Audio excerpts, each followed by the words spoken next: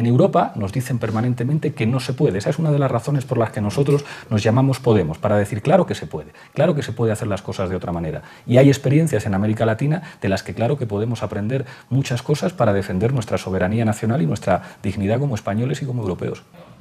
En Venezuela están matando a los jóvenes que defienden ellos. Educación, por favor. Defienden ellos y matan a mi hija, la cayeron a golpes. Una niña de 22 años. Me perdonan de corazón, pero mi esposa no puede comprar pollo ni huevos. Y usted defiende eso. Por favor. Incluso planteada en estos términos, creo que debo responder a la pregunta. Yo jamás he asesorado a nadie para que repriman a nadie, ni para que golpeen a nadie, ni para que dejen a nadie en una situación económica difícil. Creo que esta intervención es sintomática del miedo que tienen los que no se atreven a discutir con prudencia, con buenas formas y con argumentos. Yo creo que en América Latina en los últimos años han pasado cosas muy interesantes y que pueden merecer una discusión muy interesante. Otra de las que le han lanzado, y yo le pregunto, ya que le tengo aquí para que se defienda, con el tema de Cuba y de Venezuela y las vinculaciones que puedan tener, uno de sus números 2, Monedero, ha dicho que quien diga que queremos convertir a España en Venezuela es un idiota. Pero hay cosas de Venezuela que les gustan y por eso les critican. ¿En qué debería convertirse España en Venezuela? ¿Hay algún asunto que quisieran implantar aquí o no? Yo creo que yo soy español y no hay ningún modelo que se pueda traer aquí. Si a mí me preguntan cuáles son mis referentes en política educativa, Finlandia, sin lugar a dudas. ¿Dónde se ha hecho una auditoría de la deuda que haya sido beneficiosa para los ciudadanos? En Ecuador. ¿En qué país hay fórmulas de control de sectores estratégicos de la economía por parte del Estado? En Francia. Esos son sus referentes. ¿No aparece Venezuela en la lista? ¿Ecuador? ¿Finlandia? En América Latina, en muchos países, ha habido políticas redistributivas que a mí me gustan, políticas que se expresan en los datos oficiales. Usted me enseña los datos oficiales de países como Brasil, como Venezuela, como Ecuador, como Bolivia, y vemos, por ejemplo, el índice de Gini. Por cierto, España ocupa ya el peor lugar europeo del índice de Gini, que es el que maneja la desigualdad, y observamos que en los últimos 10 años se ha reducido la desigualdad. Cualquier demócrata tiene que estar contento con eso. ¿Y en la transparencia, en qué se diferencian ustedes? Por ejemplo, hay países donde podemos saber con quién se reúne cada uno de sus líderes, podemos saber con quién se reúne Pablo Iglesias a cada minuto, está publicado en algún sitio. ¿Tienen ese nivel de transparencia? La verdad es que sí, basta... En las cuentas sí, es verdad, las cuentas claras están de momento. Basta seguir las redes sociales, por desgracia para mi vida privada es bastante público donde estoy siempre. Le preguntaba por las cuentas claras que aparecen en la página web y hay quien dice, sí, pero Pablo Iglesias y su gente recibe dinero del gobierno de Venezuela. Y yo solo tengo que preguntar, ¿ustedes reciben dinero? Desde luego en la página web no aparece, pero ¿hay algo que no sepamos? Rotundamente no, y tendremos que poner estas acusaciones en manos de los tribunales de justicia porque hay que terminar ya con la impunidad mediática de algunos que dicen barbaridades. Es verdad, y esto nos lo dicen los compañeros, que el hecho de que digan esas cosas demuestra el nerviosismo de los defensores mediáticos de la casta, pero estamos cansados ya de que se digan barbaridades. A nosotros se nos podrá acusar de muchas cosas, de ser excesivamente democráticos, a mí de tener el pelo largo, pero nosotros somos gente honrada, a diferencia de algunos que lanzan acusaciones. A mí me gustaría saber qué haría Podemos o qué haría usted si uno de sus miembros resulta imputado ahora, alguien de la dirección del partido. ¿Usted qué haría? Por un caso de corrupción, creo que no tendríamos ninguna duda. Fuera. Creo que he sido claro, ¿no? Sí, clarísimo. Claro, contundente y breve. Nosotros tomamos una decisión de coherencia, no pedir ningún crédito a los bancos. Si precisamente las entidades financieras han sido los responsables de llevar al desastre y al sufrimiento a buena parte de las familias de este país, nosotros no vamos a ser en ningún caso deudores de los bancos. Hemos pedido el dinero a la gente a través de una cosa que quiere limitar el gobierno. Te lo explico, Inda, en un segundo. Hemos pedido el dinero a la gente a través del crowdfunding, una cosa que, por cierto, el gobierno del Partido Popular, acostumbrado a recibir maletines de 500 euros, pretende prohibir. Gracias al crowdfunding hemos comprado la furgoneta para hacer nuestra campaña electoral. Gracias al crowdfunding hemos podido alquilar una sede. Gracias al crowdfunding hemos podido organizar toda la caravana de campaña.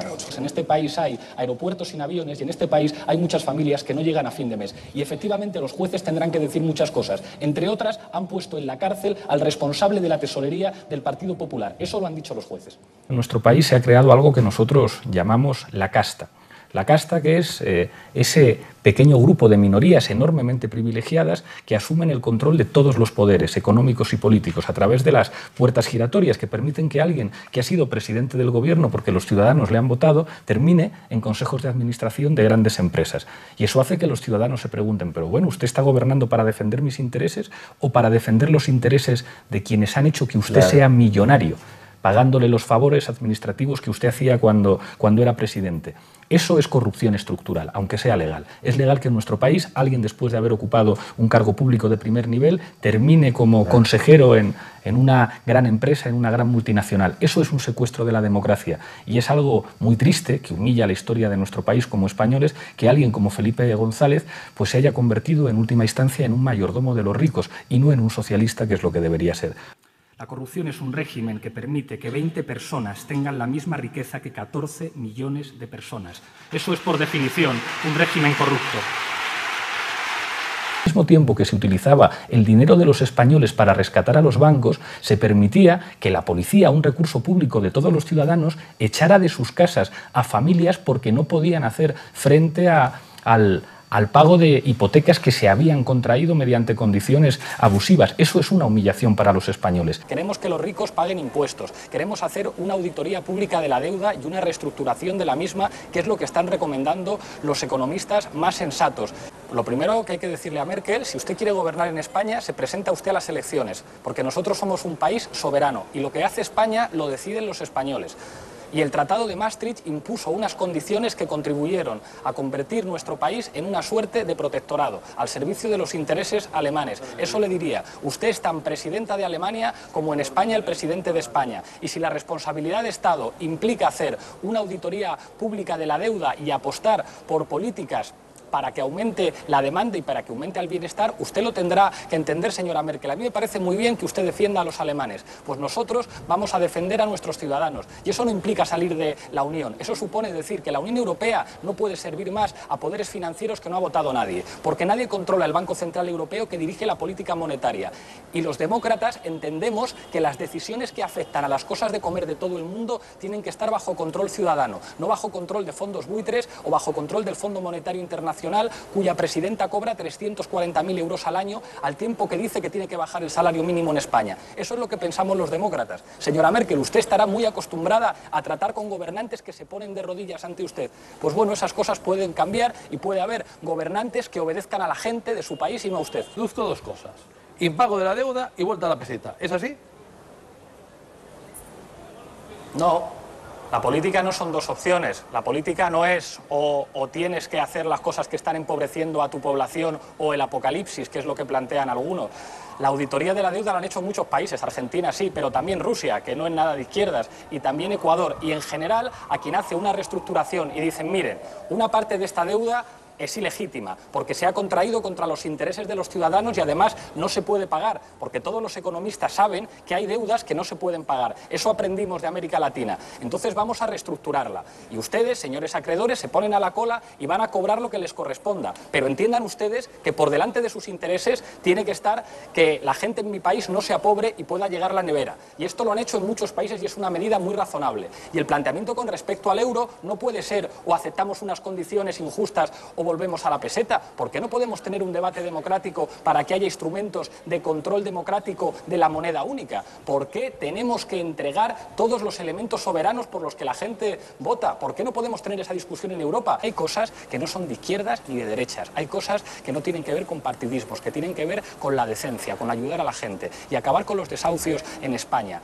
que es el resultado del comportamiento abusivo de los poderes financieros. Es una cuestión de justicia en la que está de acuerdo una inmensa mayoría de los ciudadanos de nuestro país. Si no fuera por la pensión de la abuela, no podría pagar la nevera. Esta señora es el país real. No tiene nada que ver ni con los príncipes, ni con los banqueros, ni con los ladrones. Y ella es la que va a pagar la deuda de los bancos. Esta señora podría estarme escuchando en la televisión y decir: a ver tú, melenas, ¿qué es eso de que mi familia y yo vamos a tener que pagar la deuda de los bancos? Pues señora, se la está haciendo pagar el gobierno, con recortes en educación, con recortes en sanidad, con recortes en prestaciones sociales, y por lo que voy a decir ahora, me van a llamar demagogo y populista, también por recortes en la seguridad, en las infraestructuras de transporte. Así es como el gobierno nos hace pagar la deuda de los bancos.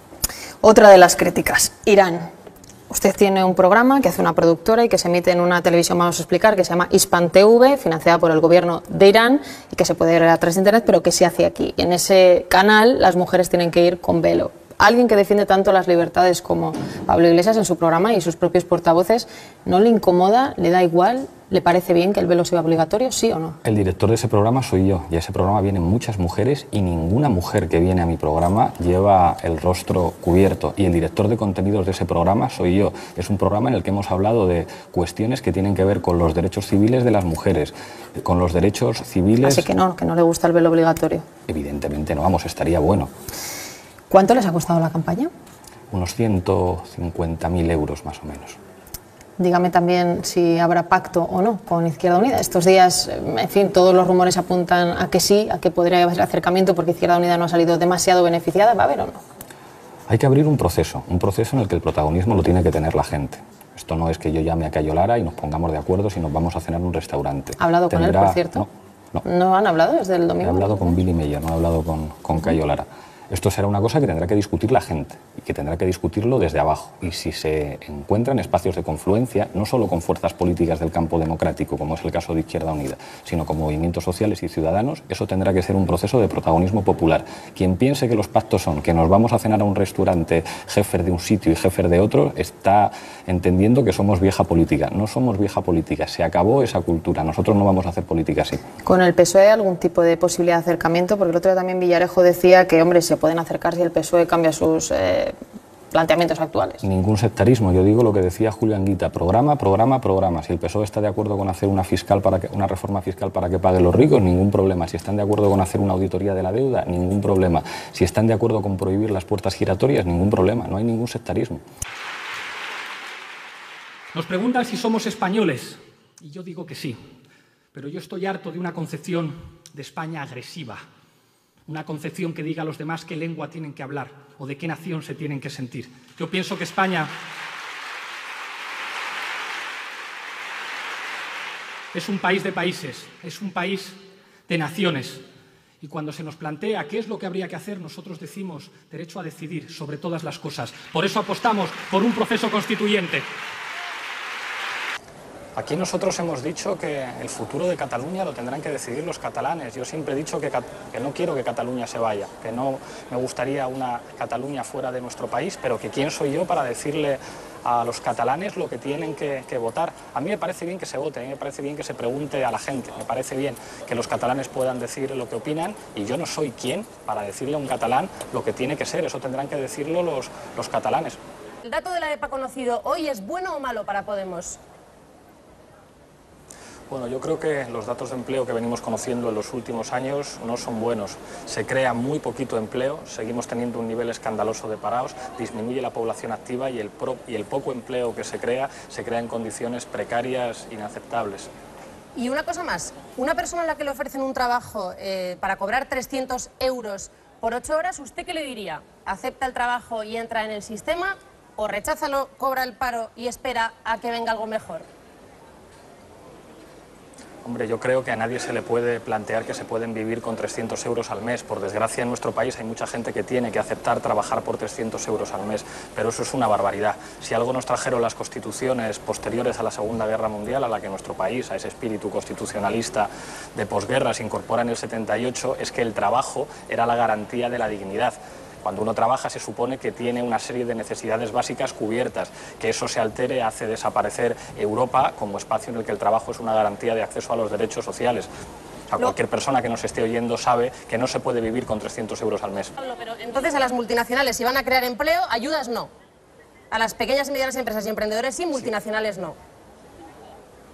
Hombre, yo como español preferiría privilegiar a la pequeña y a la mediana empresa de mi país. Y si vienen multinacionales de fuera, lo primero que tienen que saber es que la ley española la tienen que cumplir. A algunos les gusta hacer Eurovegas y les gusta que se pueda fumar en los casinos y les gusta un modelo de mano de obra barata y les gusta que vengan algunos a explotar a nuestros jóvenes. A mí no. Si vienen las multinacionales, bienvenidas. Pero ustedes cumplen la legislación laboral y la legislación sobre salud pública de mi país. Aquí no vienen ustedes como si esto fuera una colonia a hacerse ricos y a que cambiemos nosotros las leyes para que ustedes tengan más beneficios, porque precisamente los que se han comportado así son los responsables de que ahora estemos en una situación como en la que nos encontramos.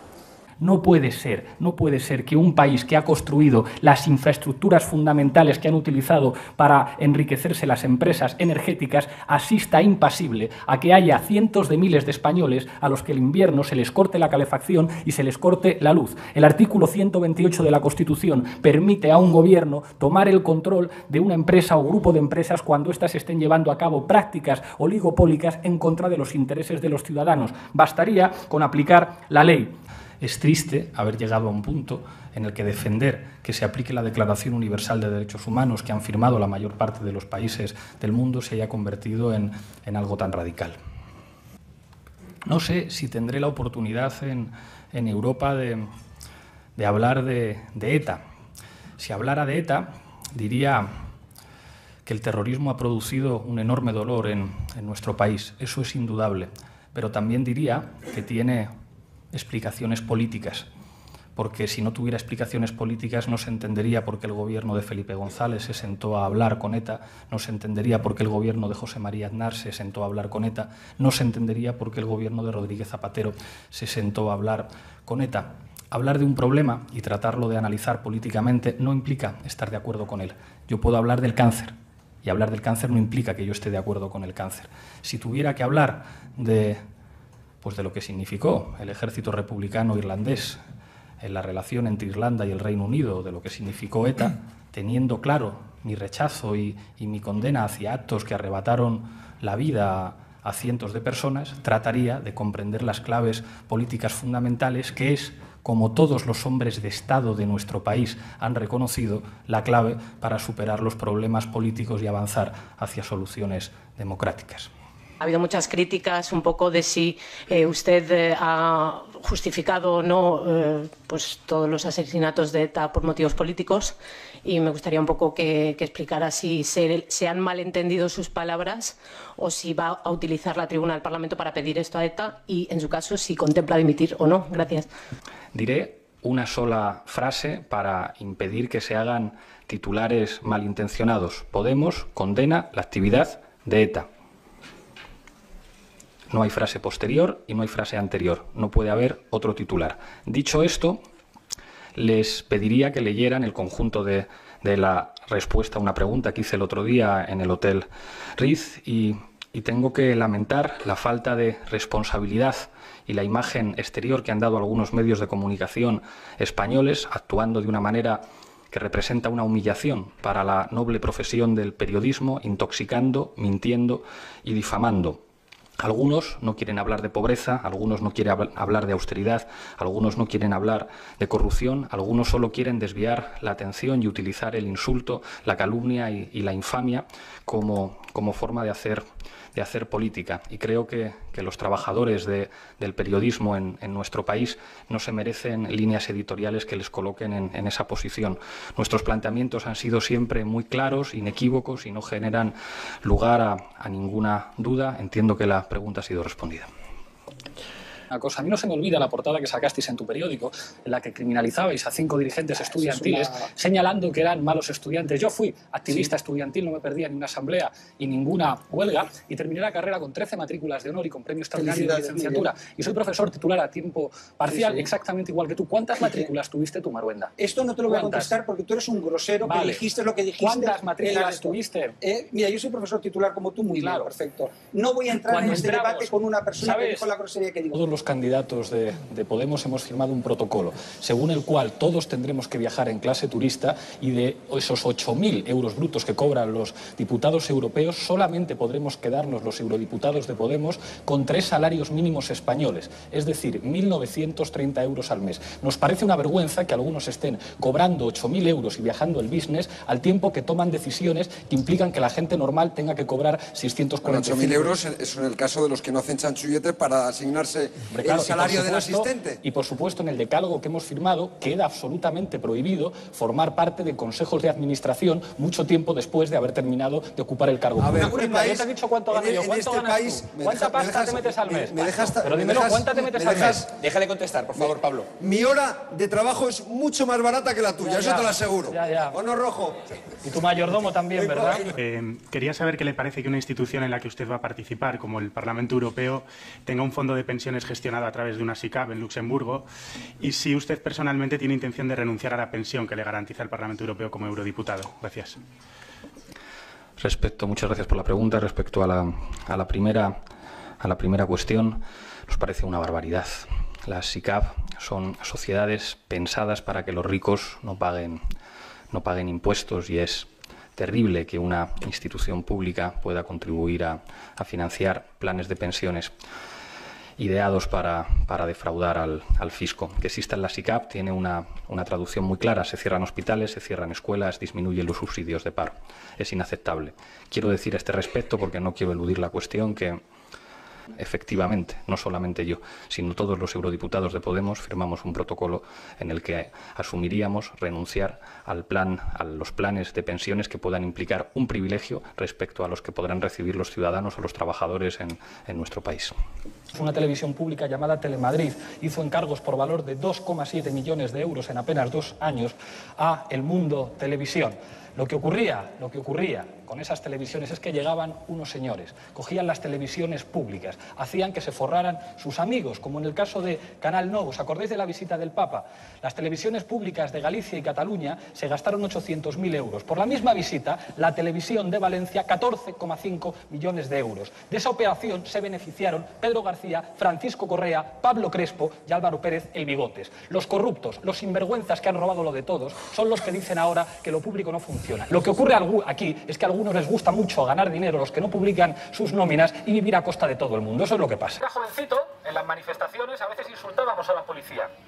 Yo he escuchado que había gente que decía ¿por qué si no hay dinero hay tanto madero? Y yo no he coreado eso hoy, porque hoy me gustaría hablar con ellos y me gustaría saludarles. Y estoy convencido que a muchos policías les encantaría poner las esposas a un banquero, porque tienen familia, porque tienen hijos que no pueden pagarse los estudios, porque tienen familiares que han tenido que emigrar. Lo que vamos a decir aquí es algo muy sencillo, y por eso queremos decirlo en Berlín. Por eso queremos empezar la campaña electoral aquí con los jóvenes de nuestro país que han tenido que emigrar. Queremos decir que no queremos ser una colonia de Alemania, que no queremos ser una colonia del Banco Central Europeo, que no queremos un país en el que nuestros jóvenes tengan que verse obligados a emigrar, que no queremos un país en el que se espere de nosotros mano de obra barata y que sirvamos cañitas y tapitas a los ricos del norte. 1. Reforma fiscal para que paguen los ricos. Eso quiere decir que el Estado puede recuperar recursos para hacer políticas públicas. 2. Auditoría pública de la deuda para establecer qué partes de la misma no son legítimas. 3. Las entidades financieras nacionalizadas serán controladas por el Estado. No se puede permitir que los responsables de esas entidades financieras sigan cobrando sueldazos en consejos de administración como el señor Rato. En clave europea, muy sencillo: prohibición del secreto bancario. 2. Prohibición de los paraísos fiscales. 3. Una agencia pública europea de rating. 4. Una carta democrática de la Unión Europea en el que el fundamento del desarrollo de la Unión sea la protección de los ciudadanos y no la protección de los bancos. Así se le dice que no a la señora Merkel. La expropiación de la soberanía y el sometimiento al gobierno de las élites financieras amenazan el presente y el futuro de Europa, amenazan nuestra dignidad, amenazan la igualdad, la libertad y la fraternidad, amenazan nuestra vida en común.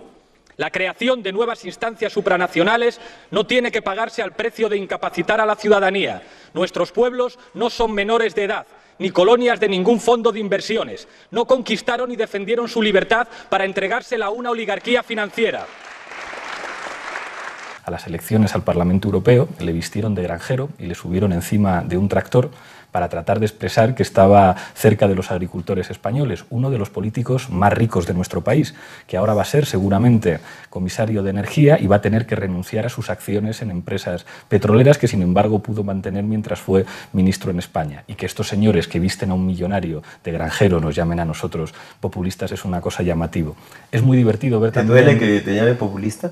me hace gracia, porque eso es señal de que lo estamos haciendo bien. El Partido Socialista en España se ha inventado un nuevo secretario general, que es joven y al que han quitado la corbata y sale con la camisa remangada y le gusta hacer actos en los que se supone que hay participación popular, es decir, todas las cosas que se supone que nosotros hacíamos y que por eso nos acusaban de populismo, de repente ellos tratan de hacerlas con una diferencia.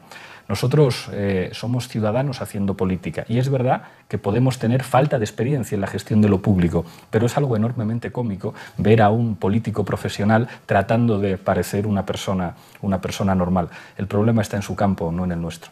Y que a nuestros candidatos, del primero hasta el último, empezando por mí, lo seremos si cualquier ciudadano, no hace falta pedirle un carné a nadie, los que estáis aquí, vuestros primos, vuestros padres, gente que diga, no, pues yo soy de derechas y voy a participar en esto para meter el dedo en el ojo, los que quieran, no tenemos miedo. Esos son los que van a decidir quiénes son los candidatos y las candidatas de Podemos. ¿Y eso es la solución a todos los problemas? No. ¿Eso implica contradicciones? Sí. ¿Podemos tener de candidato al Pato Donald? A lo mejor.